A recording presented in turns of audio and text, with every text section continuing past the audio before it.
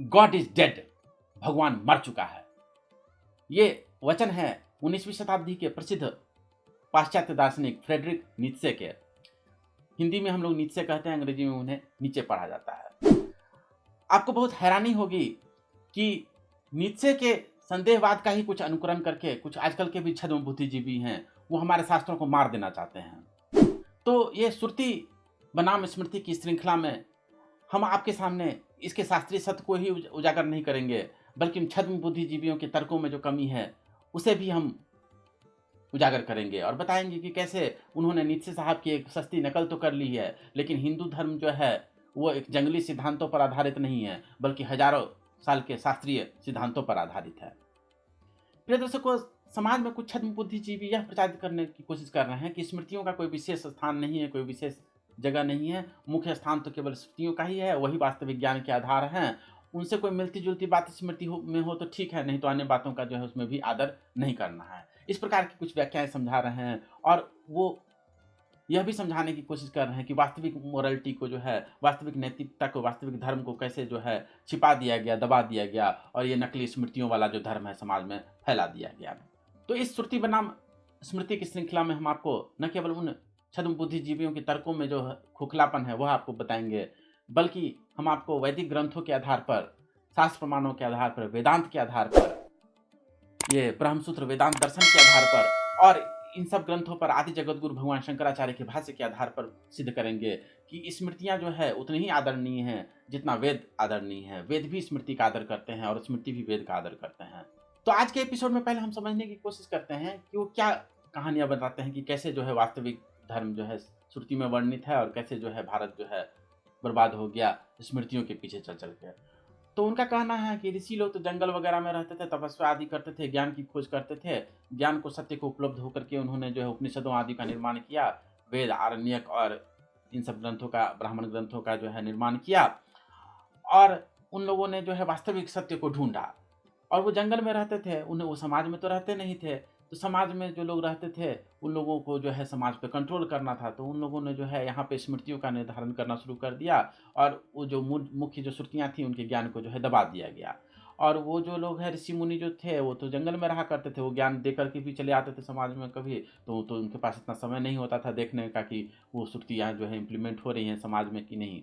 तो इसीलिए जो है समाज में स्मृतियों का प्रचार बढ़ता चला गया और श्रुतियों का प्रचार कम होता चला गया और आज जो हिंदू धर्म ऐसी विकृत स्थिति में पहुंच चुका है कि केवल स्मृतियां ही स्मृतियां रह गई हैं, वेद तो कहीं रह ही नहीं गए हैं, केवल कर्मकांड आदि रह गए हैं और ये रह गए वो रह गए।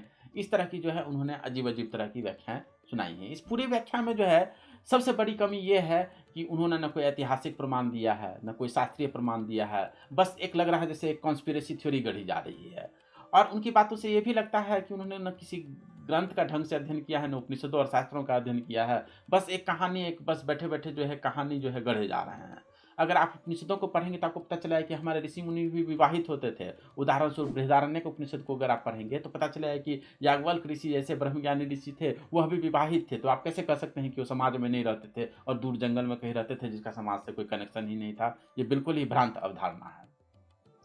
दरअसल ये अवधारणा, इस तरह के जो सिद्धांत जो है नीत्शे के सिद्धांतों की जो है बहुत सस्ती और बहुत ही अच्छी तरह की कॉपी है। फ्रेडरिक नीत्शे ने एक पुस्तक लिखी है, उसका नाम है जीनियोलॉजी ऑफ मोरालिटी, मतलब कि नैतिकता की वंशावली। मोरालिटी मतलब आप जानते हैं नैतिकता, और जीनियोलॉजी का मतलब होता है कि वंशावली। तो आपको ये एक साधारण सी किताब लग रही होगी, लेकिन ये साधारण सी किताब नहीं है। जब ये पुस्तक प्रकाशित हुई थी तो लोग बहुत ही चौंक गए थे, क्योंकि उनके हिसाब से मोरालिटी तो ये होता था कि जो शास्त्रों में लिखा गया है तो उसकी वंशावली कहने का मतलब है कि मोरालिटी धीरे धीरे समय के साथ परिवर्तित होती है, ये इनका सिद्धांत था। जबकि अधिकांश लोग तो यही मानते थे कि जो हमारे शास्त्रों में लिख दिया गया है, और खास करके वो क्रिश्चियन संप्रदाय से थे। फ्रेडरिक नीत्शे का जो जन्म हुआ था वो क्रिश्चियन घर में हुआ था, तो इसलिए उन्होंने क्रिश्चियनिटी पे मूल रूप से इस तरह की बातें कही थी। उनका ये कहना था कि वास्तविक मोरालिटी कुछ और था, धीरे धीरे समय के साथ जो है वो मोरालिटी बदल गया। कैसे बदल गया, तो उन्होंने इसकी भी एक बहुत लंबी चौड़ी कहानी इसमें बताई है।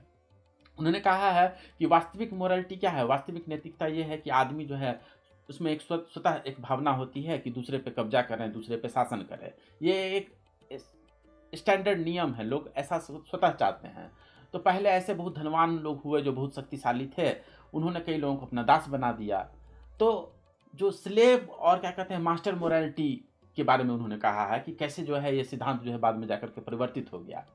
ऐसे परिवर्तित हुआ कि जो अमीर लोग थे लोगों को दास बना देते थे, नौकर बना देते थे, लोगों को जॉब करना पड़ता था, बहुत कुछ आज भी करना पड़ता है। तो अब गरीब लोगों के पास और जो कमज़ोर लोग जो हैं उनके पास इतना बल तो नहीं था कि बदला लिया जाए और अमीर लोगों को जो है खरीद लिया जाए, अमीर लोगों को दास बना दिया जाए और हम खुद मालिक बन जाए। इतना बल तो नहीं था, तब उनसे कैसे बदला लिया जाए, उनको कैसे छोटा सिद्ध किया जाए। तो उन्होंने जो है ये जो पहली मोरालिटी थी, जो प्राचीन मोरालिटी थी, प्राचीन नैतिकता का सिद्धांत था कि दास बनाना ठीक है, उससे बदला लेने का सोचा। तो उन लोगों ने क्या किया कि नए नैतिकता के सिद्धांत उन्होंने गढ़ने शुरू कर दिए। उन्होंने कहा कि किसी को दबाना जो है खराब है, किसी को जो है स्लेव बनाना खराब है। इस तरह के सिद्धांत वो लोग गढ़ने लगे और वो लोग ये कहने लगे कि जो व्यक्ति इस तरह का काम करता है वो बहुत ही गिल्टी, बहुत ही खराब किस्म का आदमी होता है। और उन लोगों ने इतना संगठन बना लिया, इतना समुदाय बना लिया और उसको उस नैतिकता का इतना ज़्यादा प्रचार कर लिया कि जो अमीर लोग थे, जो मास्टर लोग थे, उन्हें धीरे धीरे जो है गिल्ट फील होने लगा। बस यही उनका बदला था। जो अमीर लोग थे वो जो जिसको मोरल मानते थे उसको अचानक से वो चीज़ इमोरल लगने लगा और समय के साथ धीरे धीरे धीरे धीरे जो है वास्तविक मोरलिटी ये बन गई कि ब्लेस्ड आर द पुअर, और इस तरह के सिद्धांत, जो गरीब हैं वो श्रेष्ठ हैं और जो कमज़ोर हैं उनको भगवान का राज्य मिलेगा। इस तरह के सिद्धांत जो है जड़ पकड़ने लगे और ये वास्तविक मोरालिटी बन गया। और पुराना जो मोरालिटी था कि जो श्रेष्ठ व्यक्ति होता है वो लोगों को दास बनाता है, वो मोरालिटी चेंज हो गया और ये इन लोगों ने जो है बदला ले लिया। और आज तक इसका प्रभाव जो है क्रिश्चियनिटी वगैरह में देखा जाता है कि वहाँ पे जो है कहा जाता है कि आपके पास तो ओरिजिनल सिन है, आप तो पापी पैदा हुए हैं, आपके साथ ऐसा है वैसा है, और गिल्ट कॉन्साइंस देने की कोशिश की जाती है। ये वही नई मोरालिटी का जो है, जो इन लोगों ने कॉन्स्पिरेसी करके बना लिया, उसका जो है भाव है। इस पूरे प्रसंग में अगर आप देखेंगे तो वही समस्या है जो अभी मैं बता रहा था। ये फ्रेडरिक नीत्शे साहब ने लंबी चौड़ी पुस्तक तो लिख दी इस पर, जीनियोलॉजी ऑफ मोरालिटी पर, लेकिन उन्होंने न कोई ऐतिहासिक प्रमाण दिया है, न कोई शास्त्रीय प्रमाण दिया है। ऐसा लग रहा है कि बैठे बैठे वो कंजेक्चर, बस एक कहानी गढ़ रहे हैं, एक कॉन्स्पिरेसी थ्योरी गढ़ रहे हैं। ऐसे सिद्धांतों की वजह से समस्या ये होती है कि लोग असली शास्त्र पढ़ना छोड़ देते हैं, क्योंकि असली शास्त्र कौन पढ़े जब आपके पास जो है एक कॉन्स्पिरेसी थ्योरी हो। तो प्रिय दर्शकों, इसी सिद्धांत का प्रयोग आजकल के कुछ छद्म बुद्धिजीवी लोग कर रहे हैं और वो ये साबित करने की कोशिश कर रहे हैं कि वो तो बहुत क्रांतिकारी विचार लेकर के आए हैं कि स्मृति को जो है समाज से इरेडिकेट कर दिया जाए, हटा दिया जाए और श्रुति को फिर से स्थापित कर दिया जाए। सुनने में तो बहुत क्रांतिकारी विचार ये लगता है, लेकिन इस तरह के क्रांतिकारी विचार जो है आपके अज्ञान को उजागर कर देता है, आपके शास्त्रों की अनभिज्ञता को उजागर कर देता है। प्रिय दर्शकों, आज हमने आपको नीत्शे के सिद्धांत आप समझाया और समझाया कि कैसे जो है उन्हीं की तरह लोग कॉन्स्पिरेसी थ्योरी जो है हमारे धर्म के मामलों में भी करते रहते हैं। अगले एपिसोड में हम आपको अनेक शास्त्रों के प्रमाण के आधार पर, वैदिक ग्रंथों के प्रमाण के आधार पर, वेदांत ग्रंथों के प्रमाण के आधार पर, ब्रह्मसूत्र वेदांत दर्शन के प्रमाण के आधार पर और उस पर जो है आदि जगत गुरु भगवान शंकराचार्य आदि ने जो ग्रंथ लिखे हैं उसके प्रमाणों के आधार पर आपके सामने सिद्ध करेंगे कि स्मृति का महत्व जो है श्रुतियों से कम नहीं है। ये बात न सिर्फ श्रुतियाँ स्वीकार करती है बल्कि स्मृतियाँ भी स्वीकार करती है। स्मृतियाँ भी वेदों को महत्व देती हैं और श्रुतियाँ भी जो है वेदों को के साथ जो है श्रुतियाँ भी जो है स्मृतियों को महत्व देती हैं। प्रिय दर्शकों, स्मृतियों में, पुराणों में हमारे प्राचीन आचार्यों का हजारों साल का अनुभव छिपा हुआ है। उसको नकार देना, उसको नीचा दिखाने की कोशिश करना और उसको जो है एक षड्यंत्र घोषित करना, अगर ऐसा करके कोई व्यक्ति अपने आप को आचार्य समझने लगता है और अपने आप को विद्वान समझने लगता है तो इससे यही पता चलता है कि नीत्शे साहब ने जो है इंटेलेक्चुअल होने के स्तर को कितना नीचे गिरा दिया है।